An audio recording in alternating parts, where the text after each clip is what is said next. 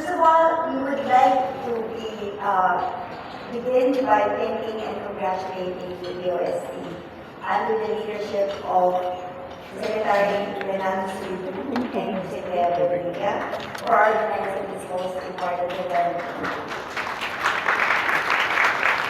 I started this day going through the rains and waters of Manila, but I have been listening very intently to the earlier presentations, and I can see that I am very much inspired and energized. It's very vivid, sabi nga ng mga kabataan ngayon, about hope and promise for the future of our country. The DFA is pleased to be able to speak on science diplomacy.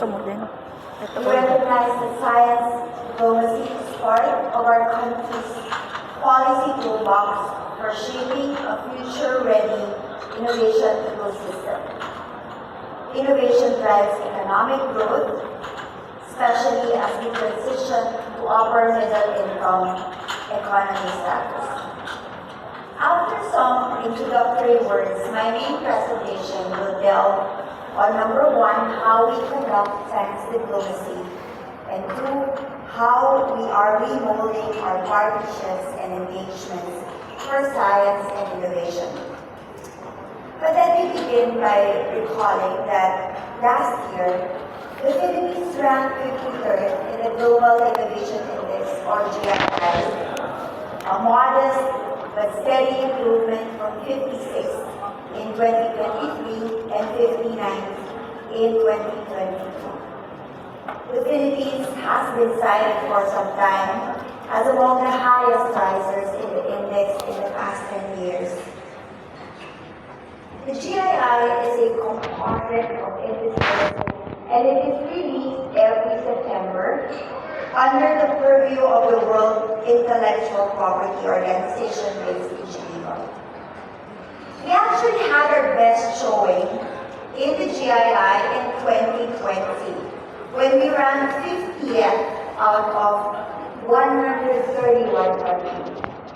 This was a dramatic rise from 54 in 2019 and 73rd in 2018.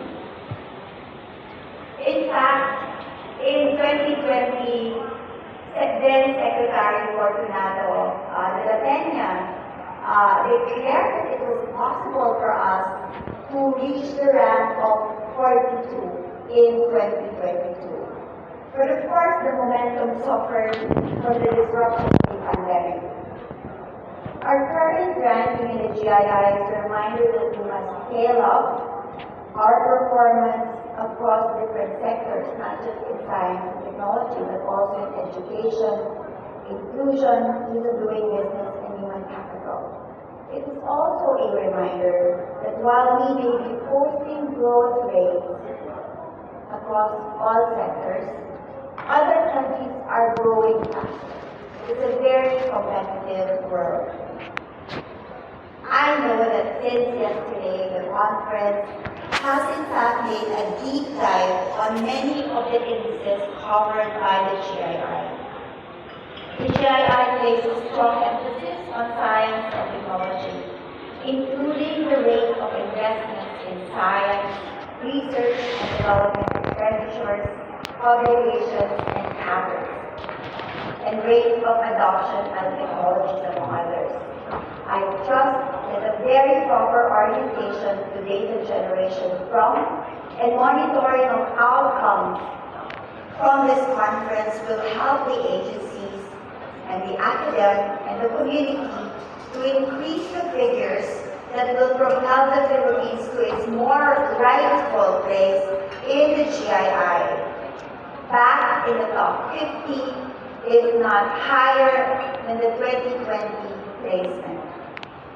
The GII is an important metric as it indicates that in standard comparison with the rest of the world, the Philippines has a competitive environment for technological advancement, investments, and partnerships.